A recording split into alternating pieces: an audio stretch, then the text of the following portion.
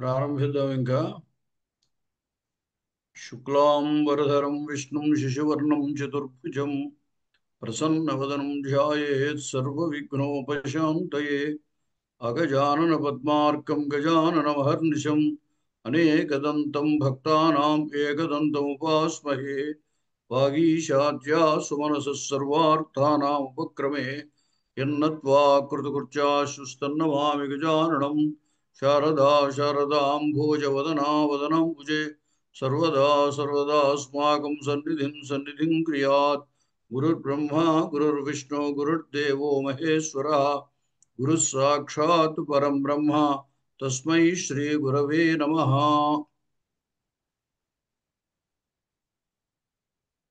ఏతావత్పర్యంతం నమస్కారం బాబా. సుదక్షిణాదిలీపయోः గోసేవావ్రతే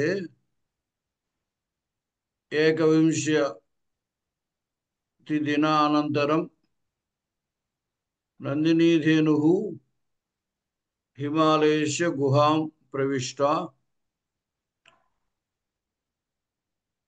తదనీం సింహः తస్య ఉపరి పతిత్వా తాం బలాత్ ఆచకర్ష.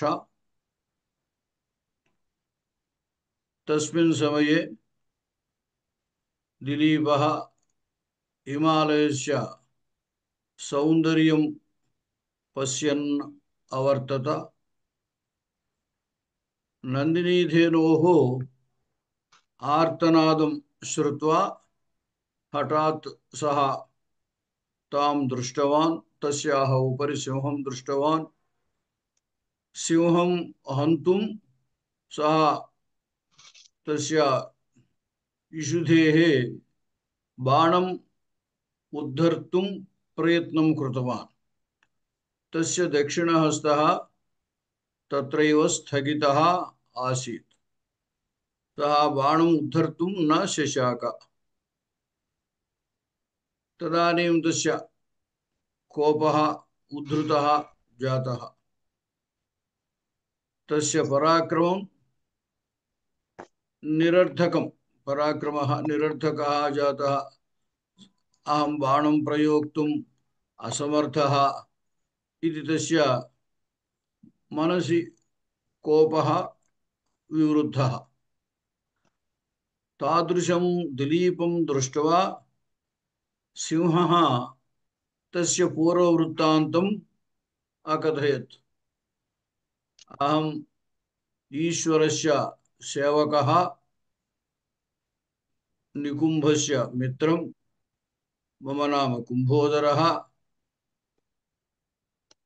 భవతः పురతः విద్యమానः అయం దేవదారు వృక్షः పార్వత్యా పుత్ర ఇవ సంవర్ధితः. అతः ఈశ్వరः ఇమం వృక్షం పుత్రత్వేన స్వీచకార.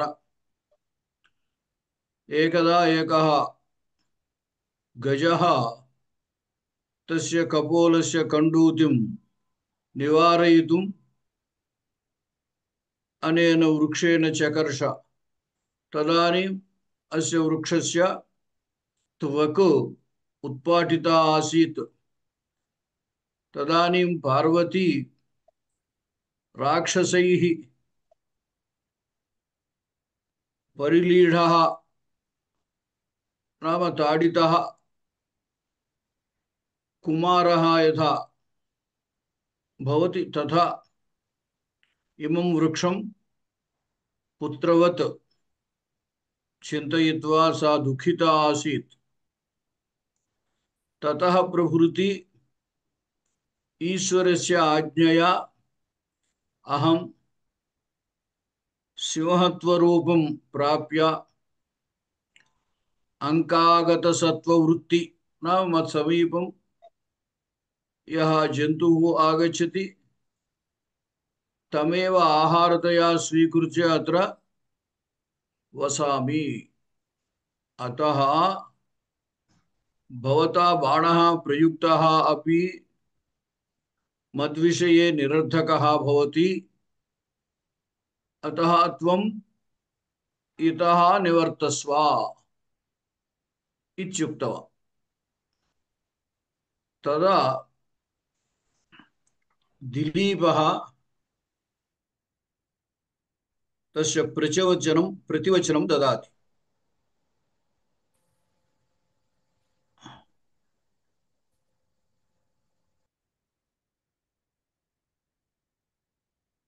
एतत् इदानीं श्लोकं प्रेषयामि, पश्यन्तु।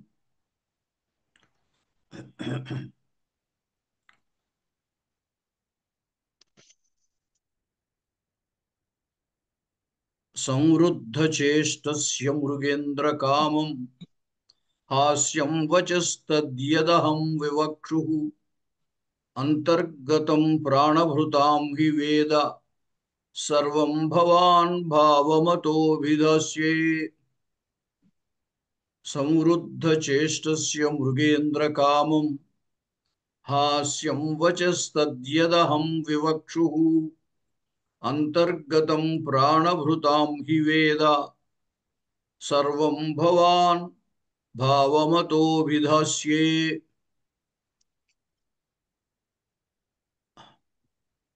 और पदच्छेदం చెబుతారా?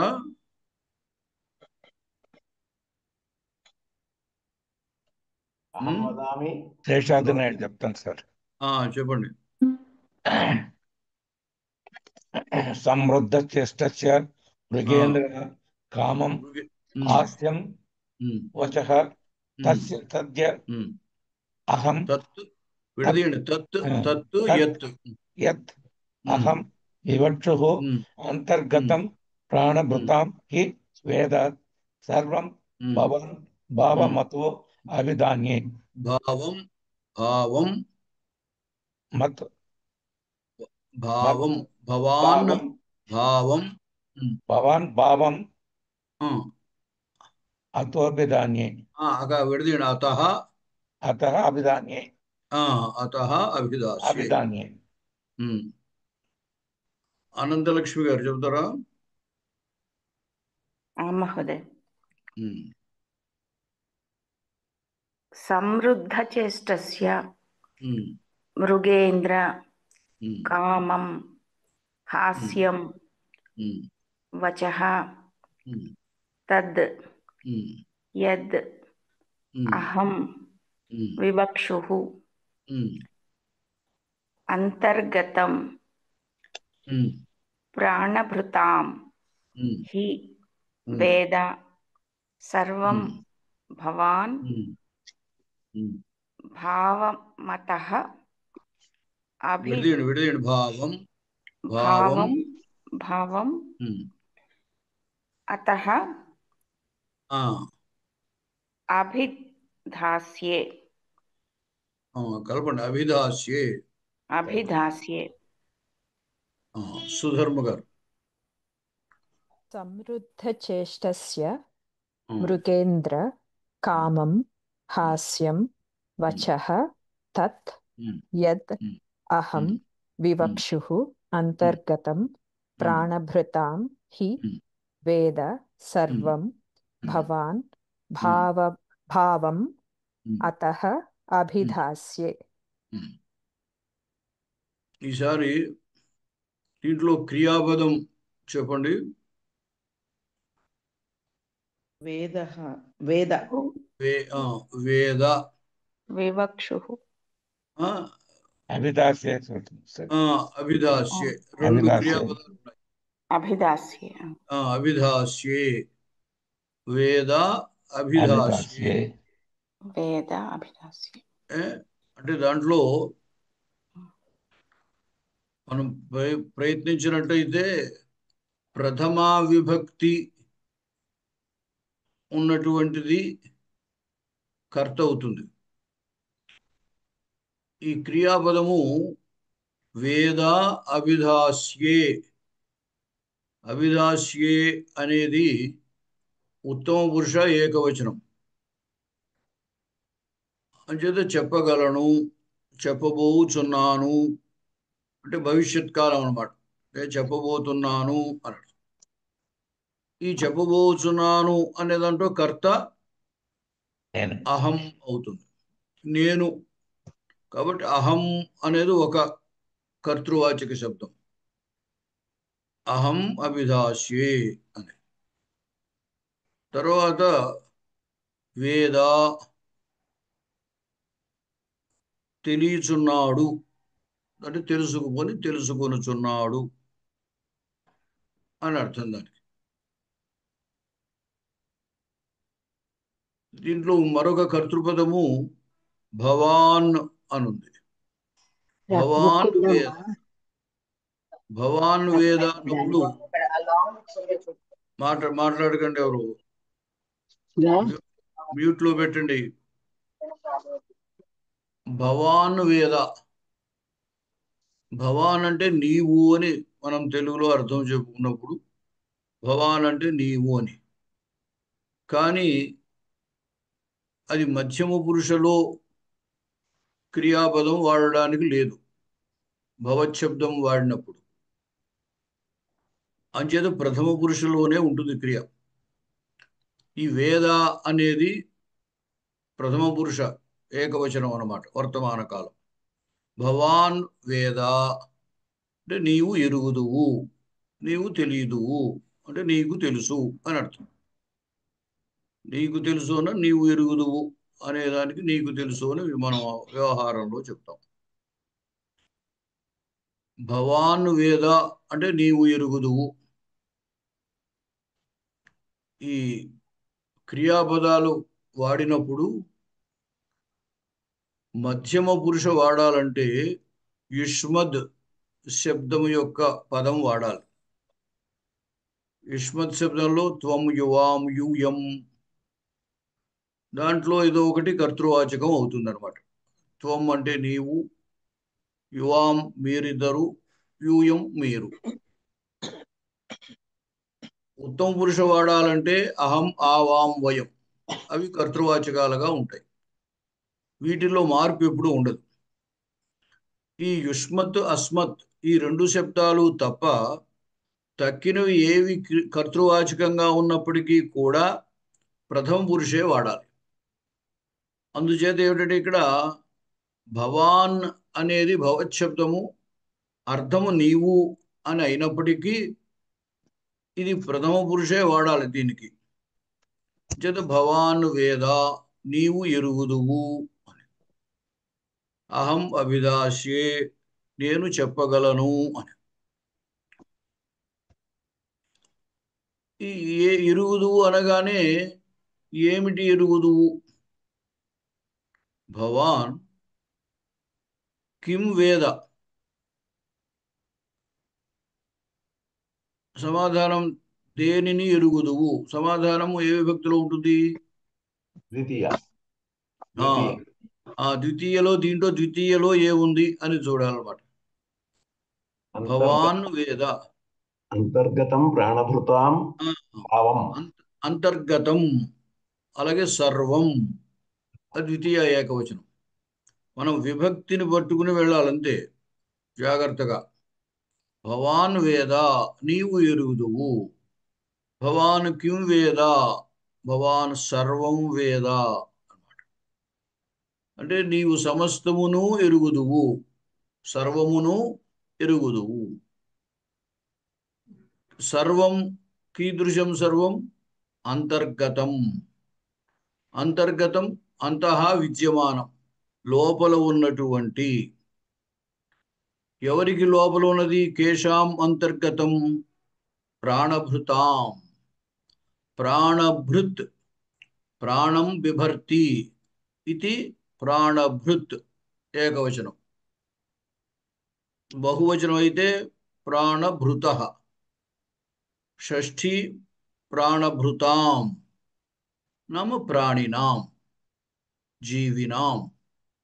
ప్రాణము ధరించి ఉన్నటువంటి వాళ్ళందరి యొక్క ప్రాణభృతాం అంతర్గతం సర్వం వేద.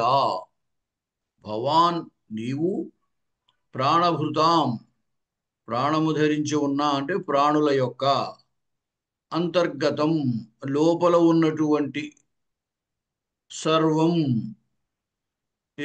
భావం వేద. భవాన్ భావం అని ఉంది కదా, అది కూడా ద్వితీయే.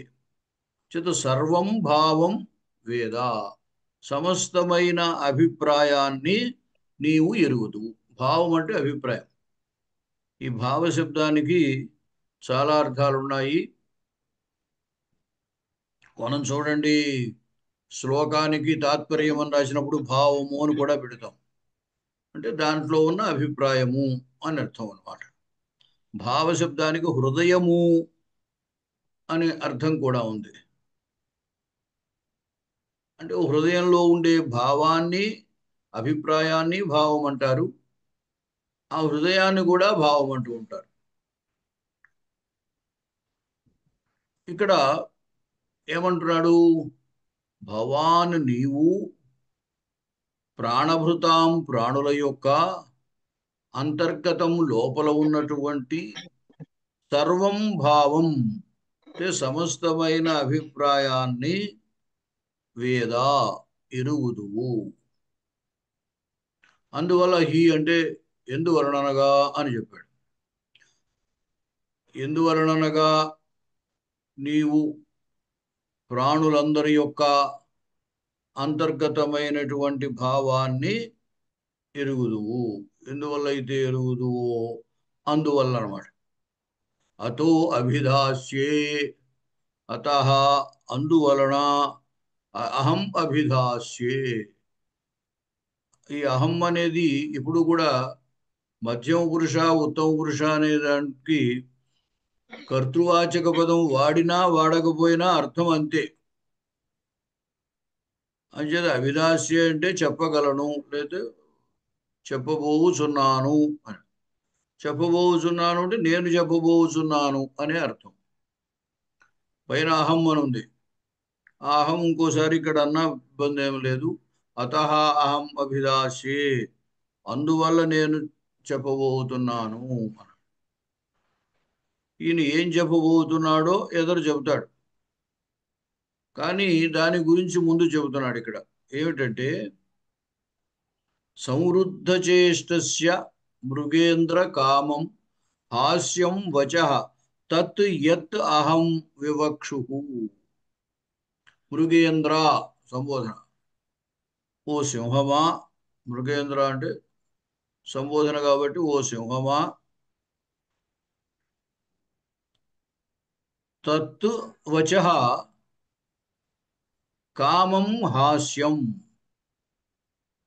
తత్తు వచః అంటే ఆ మాట. ఏ మాట అంటే యత్ అహం వివక్షు. వివక్షు అహం. వివక్షు అంటే వక్తుం ఇచ్ఛా వివక్ష. ఆ వివక్ష కలిగినటువంటి వాడు వివక్షు. వివక్షతి ఇది వివక్షు అంటే వక్తుం ఇచ్చతి, చెప్పాలని అనుకుంటున్నవాడు. ఎవరు? ఈ దిలీపుడు. అంచేత వివక్షు యత్ అహం వివక్షు. వివక్షు అం అహం, చెప్పగోరుతున్నటువంటి అహం నేను. దేనిని? యత్ దేనినైతే, అహం యత్ వివక్షు, దేనినైతే చెప్పగోరుతున్నానో తత్ అది. తద్ వచః ఆ మాట. హాస్యం కామం హాస్యం, కామం మిక్కిలి, హాస్యం అంటే పరిహసింపదగినది. అంటే ఆ మాట వింటే నువ్వు నవ్వుతావు. ఇంతేనా, ఈ విషయం నాకు తెలిసిందే కదా అని అనుకుంటాం. అంచేత పరిహసింపదగినది అన్నాడు. పైగా ఎవరు ఇతను? సంవృద్ధ చేష్టస్య మమ అని అనుకోవాలి. ఇక్కడ మమ అనే పదం లేదనుకోండి. సంవృద్ధ చేష్టస్య మమ, సంవృద్ధ చేష్ట దిలీపుడు. సంవృద్ధ చేష్ట యస్య సహ సంవృద్ధ చేష్ట అంటే నిర్బంధింపబడిన నిరోధింపబడిన చేష్ట కలవాడు. అంటే ఆయన ఏ పని చేయడానికి లేదు అక్కడి నుంచి. పాపం ఆయన బాణం వేద్దామంటే వేయడానికి వీలు లేకపోయింది కదా. అంచే ఆయన సమృద్ధ చేష్టుడు అనమాట. అంటే చేష్టలు ఉడిగిన వాడు అంటారే అలాగా, చేష్టలు నిర్బంధింపబడిన వాడు లేదా నిరోధింపబడిన వాడు, అటువంటి మమ అన్నమాట. అలాంటి నా యొక్క వచః, నా యొక్క మాట, ఈ మాటనే నేను చెప్పదలిచింది అని చెప్పాడనమాట. వివక్షు అహం, అహం యత్ వివక్షు, అహం నేను, యత్ దేనినైతే వివక్షు చెప్పదలిచేనో, తత్ అది. ఈ చేష్టలు నిర్బంధింపబడినటువంటి నా యొక్క ఏ మాట అయితే ఉందో, యద్వచః తత్ కామం హాస్యం, కామం మిక్కిలి, హాస్యం హసింపదగినది, పరిహసింపదగినది. ఎందుకు పరిహసింపదగినదయ్యా అంటే, ఈ ఎందువలననగా భవాన్ నీవు, ప్రాణభృతాం ప్రాణుల యొక్క, అంతర్గతం లోపల ఉన్నటువంటి అంటే మనస్సులో ఉన్నటువంటి, సర్వం భావం సమస్తమైన అభిప్రాయమును వేద ఎరుగుదువు. అతః అందువలన అభిధాస్యే చెప్పబోచున్నాను.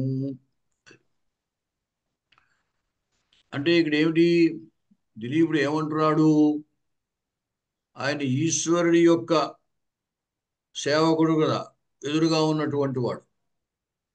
అంచేత నీకు అన్నీ తెలుసు, ప్రాణులందరి యొక్క మనస్సులో ఉన్న అభిప్రాయము నువ్వు ఎరుగుదు. అంటే నేను చెప్పబోయే ఇప్పుడు ఏదైతే చెప్పబోతున్నానో అది కూడా నువ్వు ఎరుగుదు. అందుచేతే నేను చెప్పే మాట నీకు ఏమనిపిస్తుంది, పరిహసింపదగినదిగా అనిపిస్తుంది. ఇందువల్ల ఈ విషయం నాకు తెలుసు కదా, కొత్తగా నువ్వేం చెప్పావు అనిపిస్తుంది. అంతే కదా, ఎవరైనా మనకి చెప్పిన విషయాన్నే, మనకి తెలిసిన విషయాన్నే వాళ్ళు ఏదో కొత్తగా చెబుతున్నట్టుగా చెప్పారనుకోండి, అప్పుడు ఏమనిపిస్తుంది మనకి, ఇదేనా, ఇది నాకు ముందే తెలుసు అని అంటాం. అందువల్ల నవ్వుతారు కూడా ఆ మాట అనకపోతే కొంతమంది నవ్వుతారు. నవ్వుతా అంటే ఈ విషయం నాకు తెలుసు, నువ్వు కొత్తగా చెప్పేదేముంది అని అభిప్రాయం అనమాట. అందుచేత దిలీపుడు ఏమంటున్నాడంటే, నేను ఏదైతే చెబుదామని అనుకుంటున్నానో, ఆ చెప్పబోతున్నానో అది నీకు తెలుసు. సమృద్ధచేష్టస్య మమ వచః కామం హాస్యం, నీకు మిక్కిలి పరిహసింపదగినదిగా ఉంటుంది. ఆ వాక్కు ఏమిటి అంటే తద్వచః, ఆ మాట. ఆ మాట ఏ మాటది, యతహం వివక్షు, దేనినైతే నేను చెప్పదలిచాను, దేనినైతే నేను చెప్పాలని అనుకుంటున్నానో, తద్వచః ఆ మాట.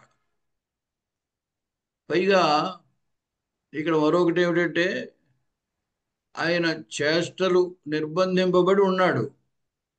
ఆయన ఇంకేం చెప్పినా మాత్రం ఉపయోగం ఏముంటుంది, బంధింపబడినటువంటి వాడు ఏం చెప్పినా ప్రయోజనం, ఆయన ఏం చేయలేడు కదా. అందుచేత కూడా పరిహసింపదగింది అవుతుంది.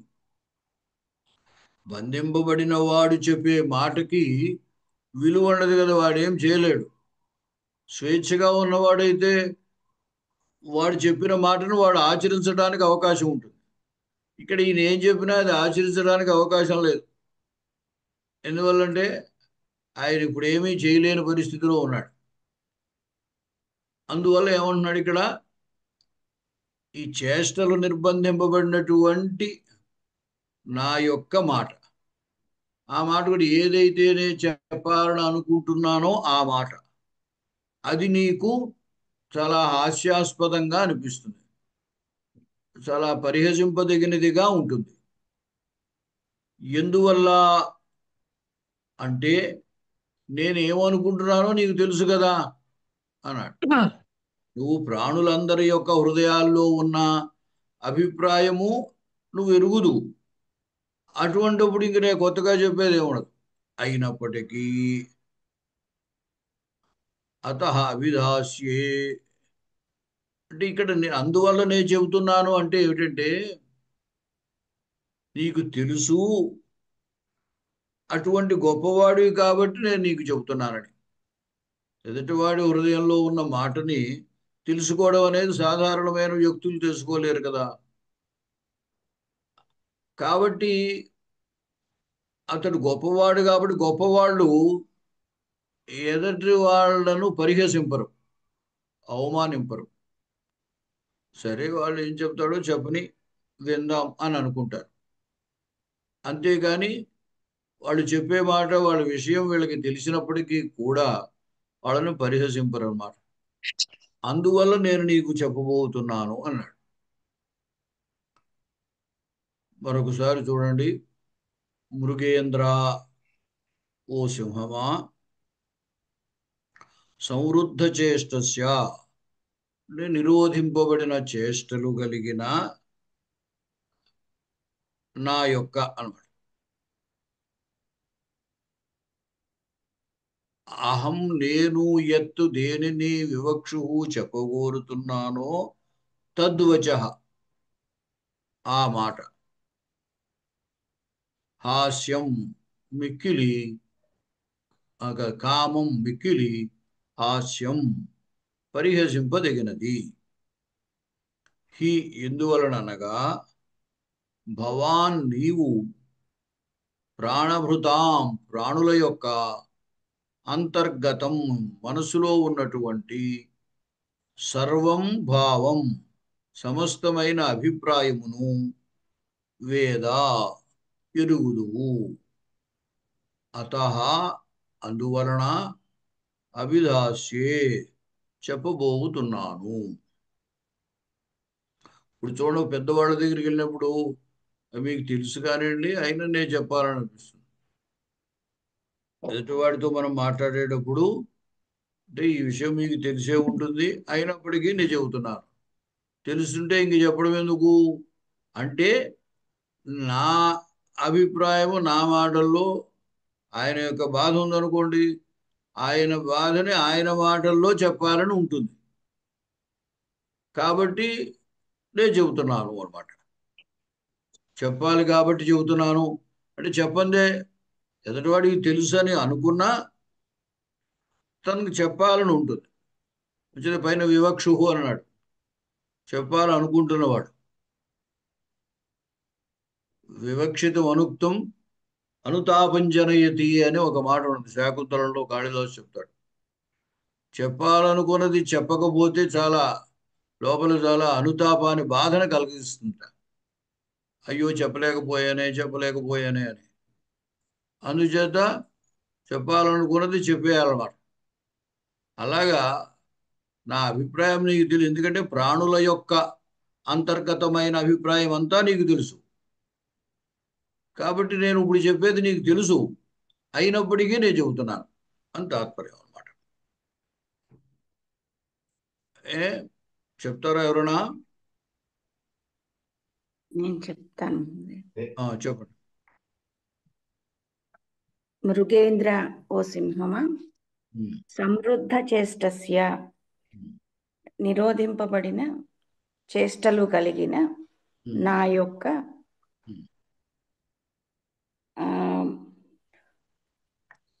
ఎత్తు ఏదైతే వివక్షు చెప్పాలని అహం వివక్షు అహం వివక్షు ఏదైతే నేను చెప్పాలనుకుంటున్నానో తద్ వచః ఆ మాటలు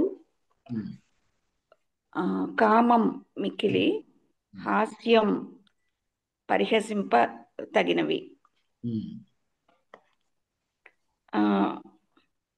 భవాన్ ఎందువలనగా భవాన్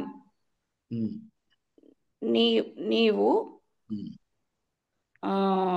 సర్వం ప్రాణభృతాం ప్రాణభృతాం సర్వం ప్రాణభృతాం సర్వం సమస్త తర్వాత ప్రాణభృతాం ప్రాణభృతాం ప్రాణము ధరించిన జీవుల యొక్క ప్రాణుల యొక్క ఆ, సర్వం సమస్తమైన అంతర్గతం హృదయాంతర్గతమైన ఆ, ఆ, భావం భావం అభిప్రాయాన్ని వేద తెలియును తెలియుదువు తెలియుదువు లేదా ఎరుగుదువు ఉమ్, ఎరుగుదువు ఉమ్.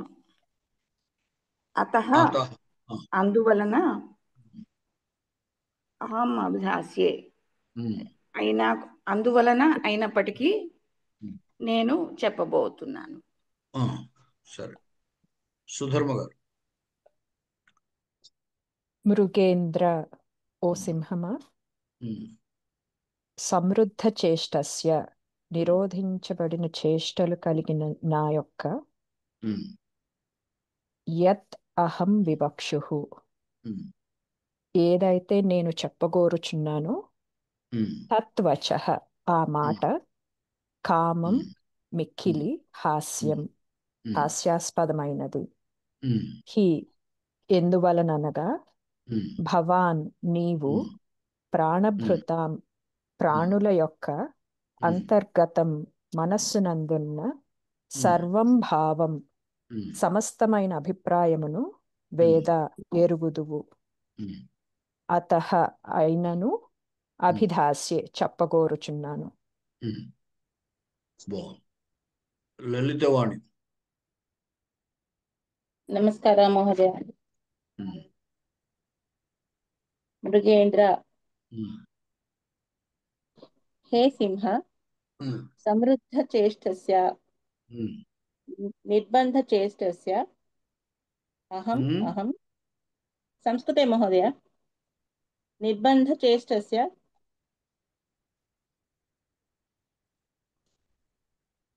హలో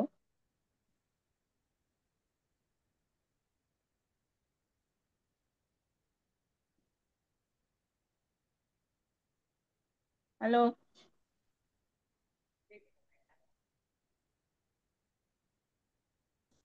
म्यूट मध्ये स्थितवान् महोदय.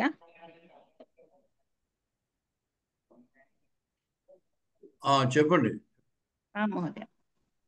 मृगेंद्र हे सिंह ఉమ్, समृद्ध चेष्टस्य ఉమ్, निर्बंध चेष्टस्य ఉమ్, अहं ఉమ్, यत् वचः ఉమ్. अहं దిలీపః అహం दिलीपः అహం अहं ఉమ్, दिलीपः यत्तत् ఆ, దానికి ఏం చెప్పాలి మహోదయ? ఎత్తుకి ఎత్తుకి అంత ఇంకోటి ఏం లేదు దానికి. యత్తత్ వచః వివక్షు. వివక్ష వక్తుమిచ్చామి ఇచ్చామి ఉమ్. వచః తద్వచః యత్ వక్తుమిచ్చామి తత్ వచః తద్వచనం తత్ వచనం కామం ఉమ్, బహు ఉమ్, ఉమ్, హాస్యం ఉమ్. పరిహసనం పరిహసనీయం. పరిహసనీయం ఉమ్, పరిహసనీయం ఉమ్. హి దానికి తెలియలేదు యతః మహోదయ. హి యతః హి యతః భవాన్ ఉమ్, త్వం ఉమ్, ప్రాణభృతాం త్వం ప్రాణినాం ఉమ్. సర్వం సమస్తం సర్వం సమస్తం ఉమ్. అంతర్గత అంతర్గతం అంతర్గతం హృద్గతం హృద్గతం మహోదయ హృద్గతం సర్వం సమస్తం ఉమ్, ఆ, భావం భావం ఉమ్, విషయం అభిప్రాయం అభిప్రాయం అభిప్రాయం ఉమ్. వేద వేద వేద ఇక్కడ జ్ఞాతవాన్ ఆ, జ్ఞాతవాన్ ఆ, అయితే జ్ఞాతవాన్ జానాసి జానాసి త్వం అన్నాం కాబట్టి మహోదయ త్వం అన్నాం కాబట్టి అర్థంలో ఇక్కడ ఉమ్. జానాసి మధ్యమ పురుషుడు. జానాసి వచః మహోదయ ఉమ్, జానాసి ఉమ్. హి అతః అతః ఉమ్, ఏతస్మాత్ కారణాత్ హి ఏతస్మాత్ కారణాత్ అహం అభిదాస్యే అభిదాస్యే వక్ష్యే వక్ష్యే వక్ష్యే భవిష్యత్ కాలం వక్ష్యే. వక్ష్యే. ఆ, ధన్యవాదాలు. బాగుంది. సత్యవాణి. చెప్తున్నానండి. మురుగేంద్ర ఓ సింహమా సంవృద్ధ చేష్టస్య సంవృద్ధ చేష్టస్య నిర్బంధింపబడిన చేష్ట కలిగిన వాడైన మమ నా యొక్క వచః మాట నా యొక్క మాట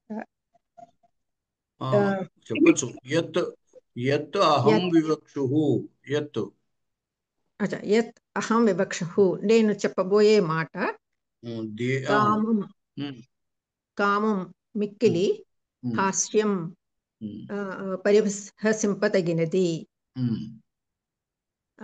హి ఎందువలనగా భవాన్ నీవు ప్రాణభృతాం అంతర్గతం సర్వం అంటే ఒక్కొక్కటి చెప్పండి.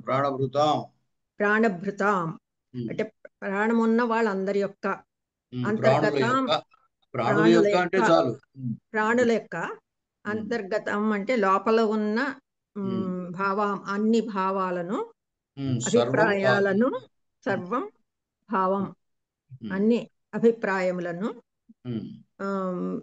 వేద తెలుసుకొనగలిగిన వాడవు తెలిసినవాడు లేదా ఎరుగుదువు.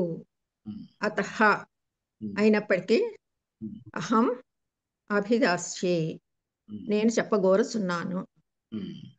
ఇక్కడ ప్రాణభృతాం అన్నప్పుడు ప్రాణభృతాం అనకూడదు. ఆ భృ అన్నప్పుడు తేల్చి పలకాలి. ప్రాణభృతాం అరుకారం కదా అది. అరికారం అంటే అంటే మహాప్రాణం అల్ప ప్రాణం అయిపోతుందా అండి? అలాగా అలా కాదు. భా మహాప్రాణమే కానీ అరుకారం వచ్చు కదా.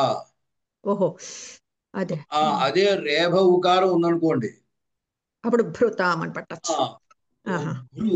భకారానికి రేభ ఉకారాలు ఉన్నాయనుకోండి అప్పుడు భృ అని ఒత్తినట్టుగా పలకాలి. దీని ప్రాణభృత అంటే నా మీద ఈ భ్రూ యొక్క ట్రెస్ నా మీద పడకూడదు. అంటే అలా పెరిగితే ఏంటంటే మామూలుగా ఛందస్సులో ఈ భ్రూ ఒత్తి పలిగితే నా గురువు అయిపోతుంది. ఇప్పుడు అమృతం అనాలి, అమృతం అనకూడదు. అమృతం మాకి అరుకారం ఉంటుంది కదా అమృతంలో, అటువంటి చోట అమృతం అనాలి. అంచేత అదే రేభ ఉకారాన్ని పలికేటప్పుడు అరుకారం పలికేటప్పుడు తేడా ఉందన్నమాట. అది గుర్తించాలి. ఇది మహాప్రాణమే, భా అనేది మహాప్రాణమే, దాంట్లో అంటే సంయుక్త వర్ణం కాదు. అంటే రూపుడు వినపడేటప్పుడు రేభ ఉకారము అరుకారము ఒకలాగే అనిపిస్తాయి. రాసేటప్పుడు తేడా కనపడుతుంది. కానీ ఎవరైనా పలికినప్పుడు రేభ ఉకారము అరుకారము రెండింటికి తేడా తెలియాలి. తేడా తెలియాలంటే భృతాం అంటే రేభ ఉకారం పలికినట్టు, భృతాం అంటే అరుకారం పలికినట్టు. ప్రాణభృతాం అన్నాం అనుకోండి అప్పుడు అకార రేభ ఉకారం పలికినట్టు. అలా పలికితే నా గురువు అవుతుంది ప్రాణభృతాం అంటే. అలా పలకకుండగా ప్రాణభృతాం అన్నప్పుడు గురువు వచ్చు అనమాట. తేడా గమనించండి. సరే, తర్వాత నీరజారాణి గారు. నమస్కారం అండి గురుగారు. ఒక్క నిమిషం గురుగారు, సారీ. ఈ అంటే సంస్కృతం ఏం చెప్తారు గురుగారు? సంస్కృతంలో ఏం చెప్తారు? వాటికి ఉపయోగిస్తుంది నాలెడ్జ్ కొంచెం తెలుసుకొని ఉంటే బాగా అర్థం. అంటే కారణాలు చెప్పారు. సాధారణంగా వీళ్ళు ఎక్కువ పెద్దరార్థం చెప్పడానికి లైక్ చేస్తారు. చూడండి, ఎవరో మ్యూట్ చేసుకోండి, మీ మాటలన్నీ ఇక్కడ వస్తున్నాయి. ఇప్పుడు హీ అనేది ఎప్పుడు కూడా పైన ఒక విషయం చెప్పి దాన్ని సమర్థించడానికి ఒక మాట చెప్తారు, అటువంటిప్పుడు హీ వాడతారు. ఇప్పుడు పైన నా మాట నీకు హాస్యాస్పదము అని చెప్పాడు. నేను చెబుదాం అనుకున్న మాట నీకు హాస్యాస్పదంగా ఉంటుంది. ఎందువల్ల అది చెబుతున్నాడు అనమాట. దానికి కారణం ఇది. పైన చెప్పిన మాటకి ఇది సమర్థకంగా చెబుతున్నాడు. ఎందువల్ల హాస్యాస్పదంగా ఉంటుంది? నీవు అందరి హృదయాల్లో ఉన్న విషయం తెలిసిన వాడు కాబట్టి. అదే హీ అనే దాన్ని అక్కడక్కడ కదా అనే అర్థంలో కూడా హీ అని వాడుతుంటారు. ఆ సందర్భాన్ని బట్టి చెబుతారు. వాస్తవానికి ఏమిటంటే వ్యాఖ్యానంలో కూడా హీ అంటే తథాహి అంటారు. తథాహి అంటే ఆ చెప్పిన దాన్నే ఉపపాదన చేయడం. పైనమో నా మాట నీకు హాస్యాస్పదంగా ఉంటుంది అని చెప్పాడు. ఎందుకు హాస్యాస్పదంగా ఉంటుందో దీనివల్ల సమర్థిస్తున్నాడు అనమాట. అది కిం కారణార్థం మృగేంద్ర చెప్పాలా మహోదయ? హీ అంటే సంస్కృతంలో మనం భావం చెప్పాలంటే సంస్కృతంలో పదం ఏంటది? యతః యతః ఎందువలనగా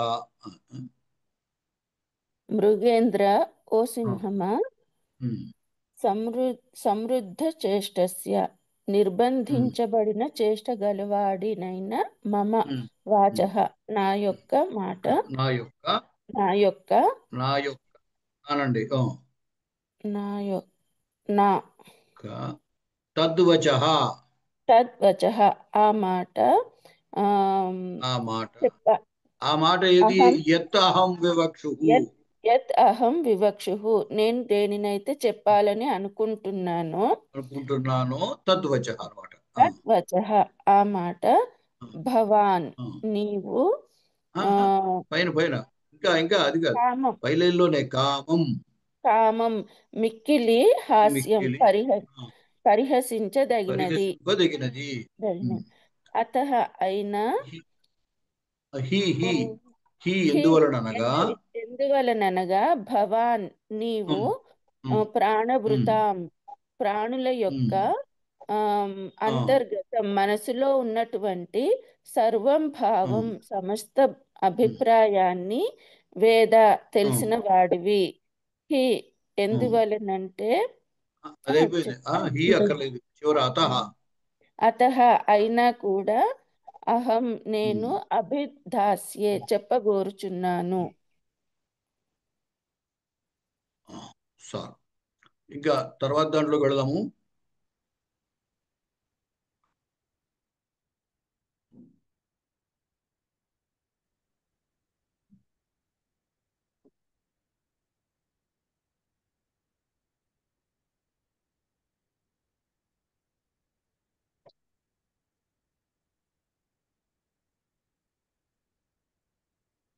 చూడండి. మాన్యస్సమే స్థావర జంగమానాం సర్గస్థితి ప్రత్యవహార హేతు గురోరపీదం ధనమాహితాగ్నే నశ్యత్పురస్తాదనుపేక్షణీయం.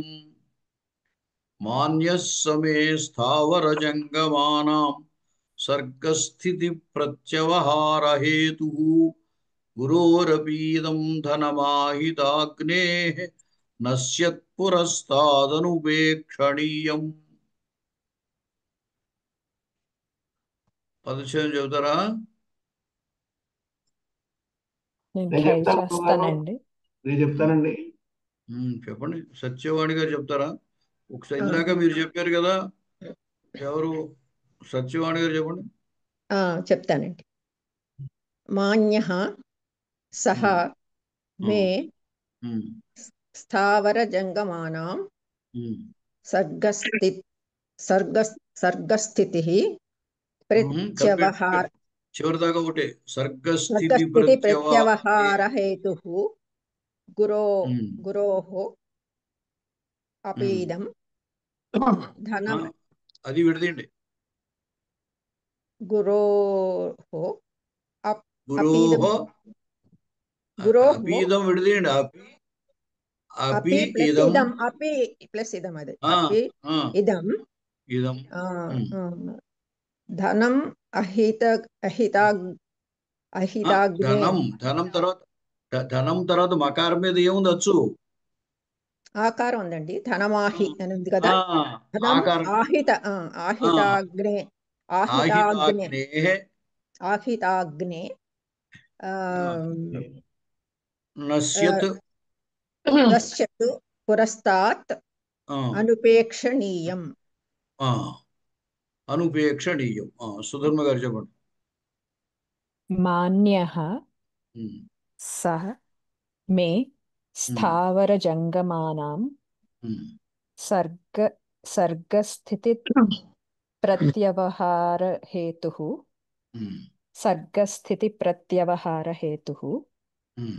గురోః అపి ఇదం ధనం ఆహితాగ్నేః నశ్యత్ పురస్తాద్ అనుపేక్షణీయం. మూర్తి గారు చెప్పండి. మాన్యః సహ మే స్థావరజంగమానాం సర్గస్థితి ప్రత్యవహారహేతుః గురోః అపి ఇదం ధనం ఆహితాగ్నేః నశ్యత్ పురస్తాత్ అనుపేక్షణీయం. అనుపేక్షణీయం చూడండి, మళ్ళీ ఒకసారి చెప్తాను నేను. మాన్యః సహా మే స్థావర జంగమానాం సర్గస్థితి ప్రత్యవహారహేతుః గురోః అపి ఇదం ధనం ఆహితాగ్నేః నశ్యతు పురస్తాత్ అనుపేక్షణీయం. అనుపేక్షణీయం అంటే ఉపేక్షింపదగినది కాదు. అంటే ఇక్కడ సాక్షాత్తుగా క్రియాపదము లేదు. అంటే తిగంతం, క్రియాపదం అంటే మనం తిగంతముగా తీసుకోవాలి. లట్టో లిట్టో లుట్టో లుట్టో అలాంటి క్రియాపదము దీంట్లో లేదు. అంచేది క్రియాపదము లాంటిది కృదంతం ఉంది ఇక్కడ. అనుపేక్షణీయం. ఉపేక్షణీయం అంటే ఉపేక్షింపదగినది. అనుపేక్షణీయం అంటే ఉపేక్షింపదగనిది. ఉపేక్షింపదగనిది. కిం అనుపేక్షణీయం అంటే ధనం. ధనం అనుపేక్షణీయం. ఈ ధనము ఉపేక్షింపదగినది కాదు. ధనం కీదృశం ధనం అంటే పురస్తాత్ నశ్యతు. నశ్యత్ అంటే నశించుచున్నటువంటి ధనం. ఎక్కడ నశిస్తోందంటే పురస్తాత్ ఎదురుగానే. పురస్తాత్ ఎదురుగా నశ్యత్ నశించుచున్నటువంటి ఇదం ధనం ఈ ధనం. కస్య ధనం? గురోహో గురువు యొక్క, గురువు గారి యొక్క ఇదం ధనం పురస్తాత్ నశ్యతు నా ఎదురుగానే నశిస్తున్నటువంటి గురోహ ఇదం ధనమపి గురువు యొక్క ఈ ధనము కూడా. ఈ గురోహ అనే దానికి విశేషణం ఆహితాగ్నే. ఆహిత అగ్ని ఏన సహ ఆహితాగ్ని అంటే ప్రతినిత్యము అగ్నిహోత్రం చేసే వాళ్ళని ఆహితాగ్ని అంటారు. అంచేత ఆహితాగ్నే గురోహో నిరంతరము అగ్నిహోత్రం చేసేటువంటి లేదా అగ్నిని పూజించేటువంటి గురోహో గురువు యొక్క పురస్తాత్ నా ఎదురుగా నశ్యతు నశిస్తున్నటువంటి ఇదం ధనమపి ఈ ధనము కూడా అనుపేక్షణీయం ఉపేక్షింపదగినది కాదు. అంటే మరి ఈయన వదిలేస్తే ఏం చేస్తున్నప్పుడు ఆ సింహం నందిని ధేనువును చంపేస్తుంది. ఆ నందిని ధేనువు గురువు యొక్క ధనం, వశిష్ఠ మహర్షిది ఆ నందిని ధేను. కాబట్టి గురోహో ఇదం ధనం గురువు గారి యొక్క ఈ ధనం. పైగా ఈ ధనం ఎటువంటి పరిస్థితిలో ఉంది ఇప్పుడు? పురస్తాత్ నశ్యతు తన కళ్ళెదురుగానే నశిస్తోంది. కొన్ని ఎక్కడో తను చూడనప్పుడో తను లేనప్పుడో జరుగుతున్నది కాదు ఈ సంఘటన. తన కళ్ళ ఎదురుగా గురువు గారి యొక్క ధనమైనటువంటి నందిని ధేనువు నశిస్తోంది. అలా నశిస్తున్నటువంటి దాన్ని నేను అలా చూస్తూ ఉపేక్షించి ఉండకూడదు కదా. ఈ గురువు యొక్క ధనము కూడా అని ఎందుకన్నాడంటే పైన ఇంకో విషయం చెప్పాడు.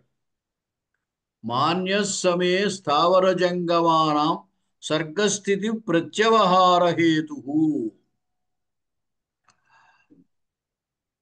మాన్య అంటే గౌరవింపదగినటువంటి వాడు. ఎవరు? సహా ఆ ఈశ్వరుడు. అంటే ఈశ్వరుని యొక్క ఆజ్ఞ చేత కదా అక్కడ కుంభోదరుడు సింహం రూపంలో ఉండి తన దగ్గర వచ్చినటువంటి జంతువుని ఆహారంగా స్వీకరిస్తున్నాడు. కాబట్టి ఆ ఈశ్వరుడు మే మాన్య, మే నాకు, మాన్య గౌరవింపదగినవాడు. ఆ ఈశ్వరుడు ఎవరు అంటే సర్గ స్థితి ప్రత్యవహార హేతు. ఇది కూడా ప్రథమా విభక్తి. సహా అనే దానికి విశేషణం అన్నమాట. సర్గ అంటే సృష్టి, స్థితి అంటే ఉండడం, ఉనికి, ప్రత్యవహారం అంటే భోజనం. ఈ స్థితి భోజనాలకి హేతు, కారణమైన వాడు. సర్గ స్థితి ప్రత్యవహార హేతు. సృష్టికి, స్థితికి, భోజనానికి కారణమైనటువంటి వాడు.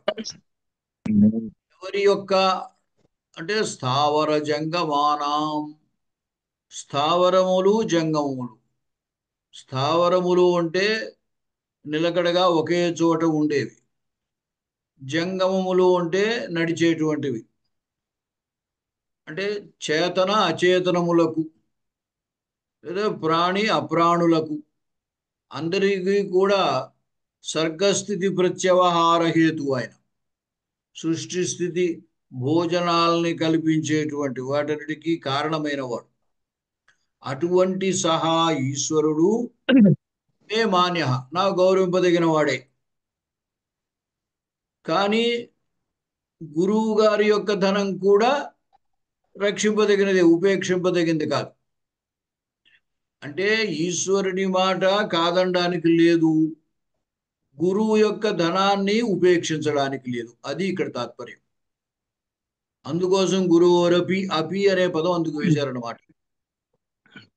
ఎందుకంటే ఈశ్వరుడు చేత నియమింపబడ్డాడు ఆ సింహ రూపంలో. కాబట్టి ఈశ్వరుని ఆజ్ఞని మనం కాదనడానికి లేదు. కాబట్టి ఆయన కూడా నాకు గౌరవింపదగిన వాడే. అంటే ఆయన ఆజ్ఞను నేను కూడా పాటించవలసిన వాడినే. కానీ మరి గురువు యొక్క ధనాన్ని తీసుకొచ్చాం, ఈ ఆవుని, అది రక్షింపదగినదే. అంటే ఈశ్వరుని ఆజ్ఞ పాటింపదగినదే, గురువు యొక్క గోవు రక్షింపదగినదే. రెండూ కూడా ఇక్కడ కర్తవ్యములే. అయితే ఒకదానికొకటి విరోధం. ఈశ్వరుని ఆజ్ఞ పాలిస్తే గోవును రక్షించడం కుదరదు. గోవును రక్షించాలనుకుంటే ఈశ్వరుని ఆజ్ఞ పాటించడం కుదరదు. అదనమాట. మళ్ళీ చూడండి ఒకసారి. స్థావర జంగమానం అంటే స్థావరములకు జంగమములకు, దీని అప్రాణులకు ప్రాణులకు లేదా అచేతనములకు చేతనములకు. స్థావర జంగమ, చేతన అచేతనములకు.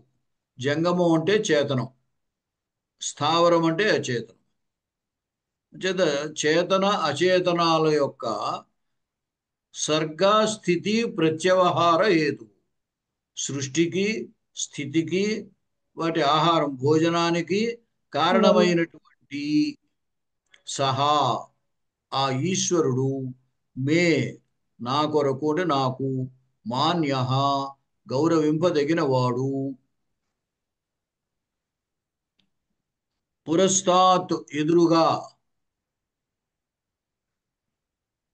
నశ్యతు నశిస్తున్నటువంటి,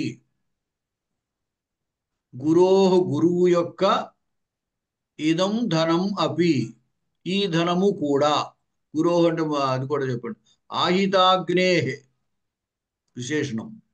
ఆహితాగ్ని అయిన అంటే నిత్యము అగ్నిహోత్రము చేసేడి గురోహ గురువు యొక్క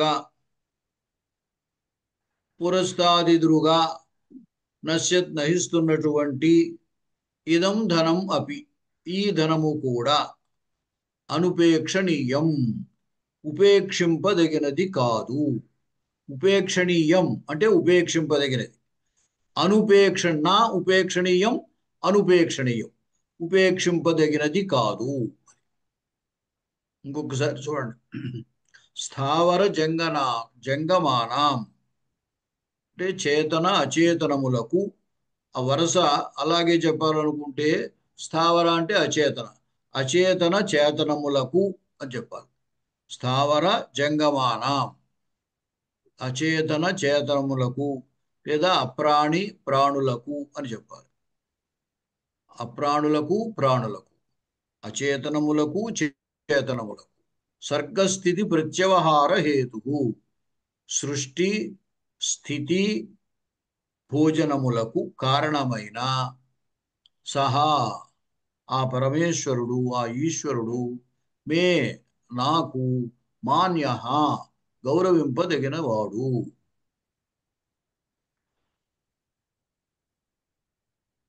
ఆహితాగ్నేహే నిత్యము అగ్నిహోత్రము చేసేటి గురువుకు సంబంధించిన లేదా గురువు యొక్క పురస్తాత్ ఎదురుగా నశించుచున్నటువంటి ఇదం ధనం అపి ఈ గోరూపమైన ధనము కూడా అనుపేక్షణీయం ఉపేక్షింపదగినది కాదు. సంస్కృతంలో కూడా ఒకసారి చెప్తాను వినండి.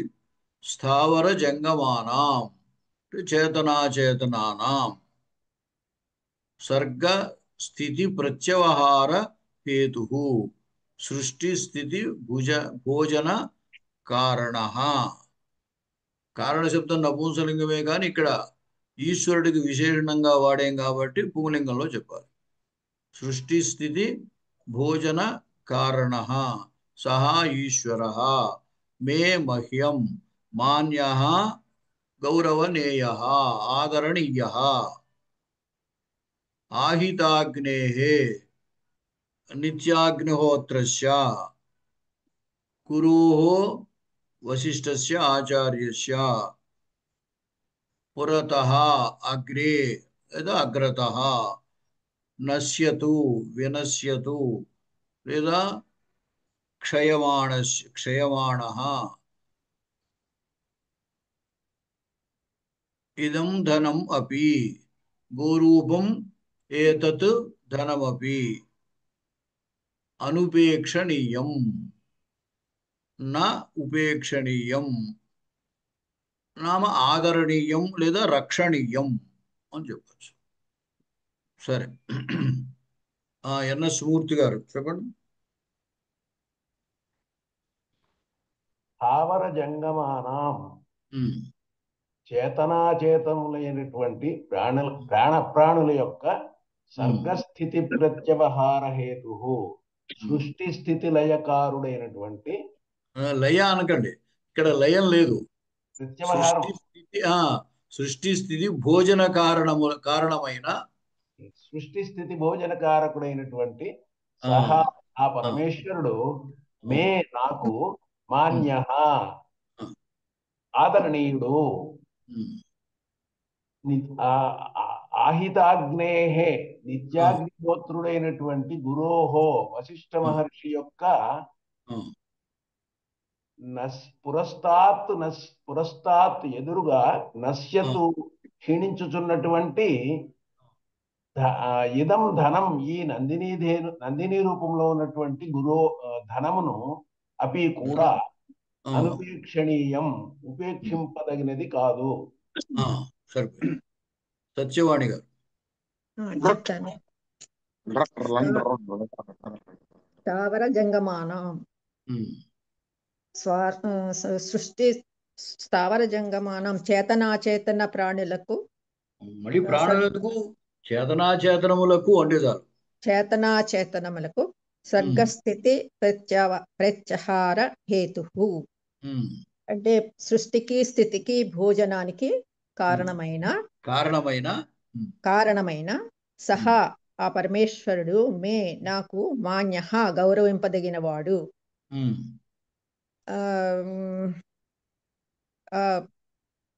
ఆహితాగ్నే ప్రతినిత్యము అగ్నిహోత్రము చేసేటటువంటి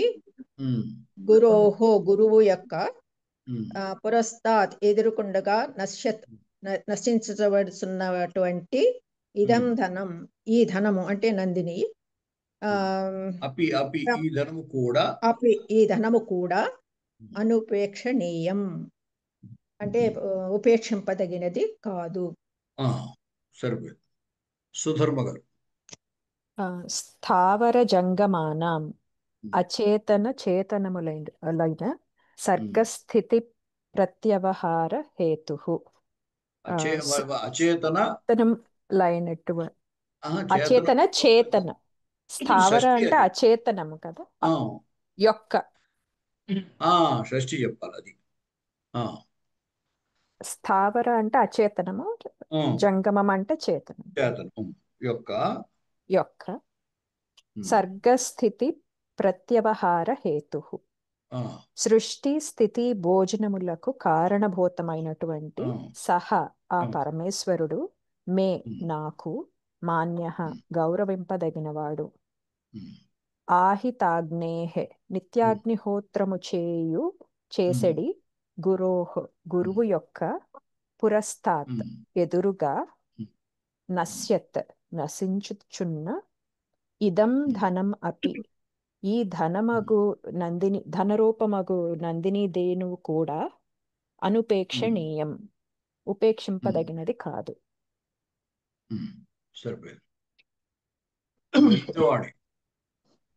నమస్కారం. స్థావర జంగమానాం చేతనాచేతనానాం సర్గస్థితి ప్రత్యవహార హేతు సృష్టి స్థితి భోజనాది కారణః సహ పరమేశ్వరః మే మహ్యం మాన్యః గౌరవనీయః ఆదరణీయః. ఆదరణీయః అనే అనాలి. చెప్పండి. ఆదరణీయః లేదా గౌరవనేయః అనాలి. గౌరవనీయః అనకూడదు. గౌరవనేయః ఆదరణీయః అనొచ్చు. ఆదరణీయః.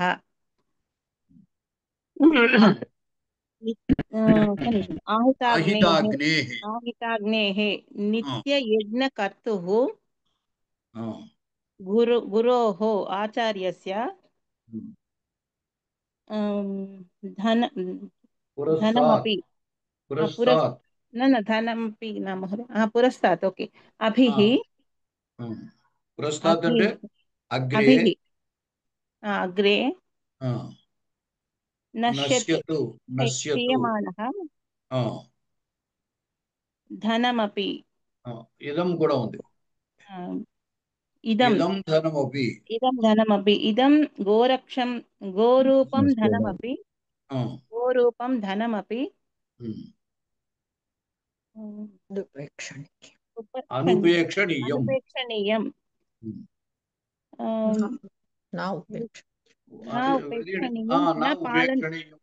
అంటే తాత్పర్యం రక్షణీయం.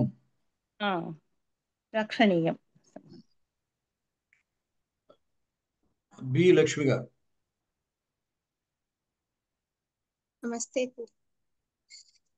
స్థావర జంగమానాం చేతనాచేతనాల యొక్క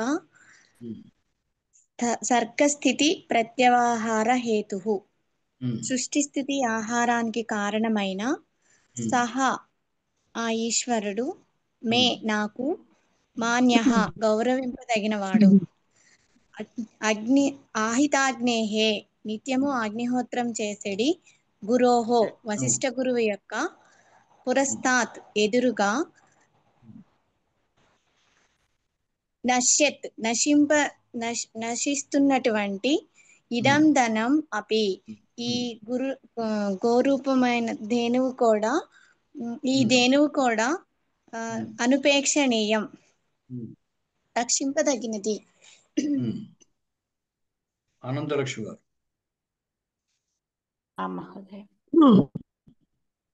స్థావర జంగమానాం చేతనాచేతనములకు సర్గస్థితి ప్రత్యవహార హేతు సృష్టి స్థితి భోజన కారణమైన సహా ఆ ఈశ్వరుడు మే నాకు మాననీయుడు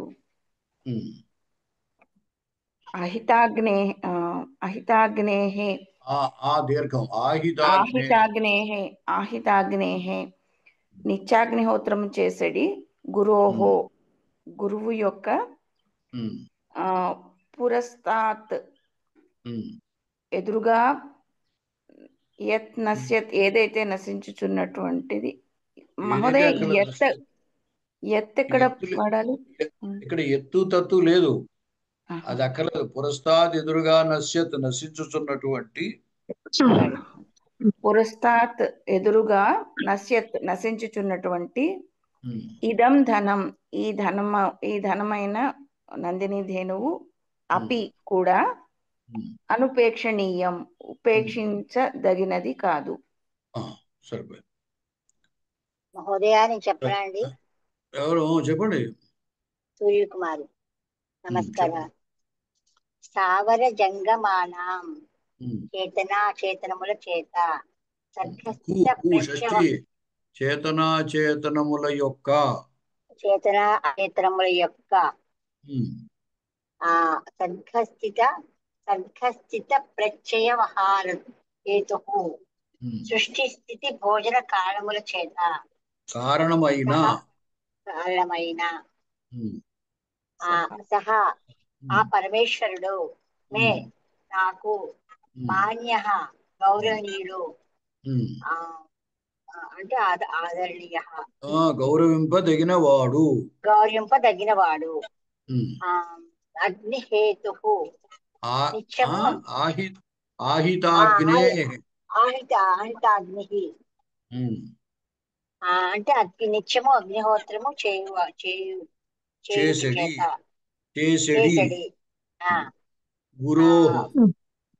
గురోహో వశిష్ఠ మహర్షి యొక్క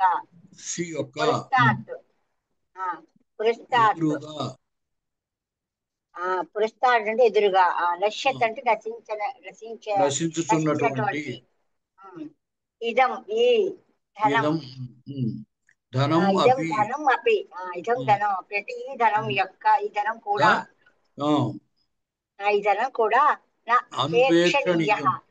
అనుపేక్షణీయం ఉపేక్షింపదగిన విధంగా కాదు, ఉపేక్షింపదగిన విధంగా అంటే ఉపేక్షింపదగినది కాదు.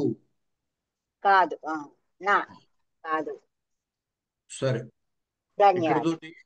ఇక్కడితోటి బిగిద్దాము. మళ్ళీ వారం కలుసుకుందాము.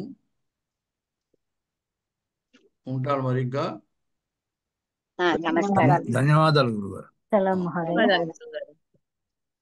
అంటే నెక్స్ట్ నుంచి నైట్ మహోదయ.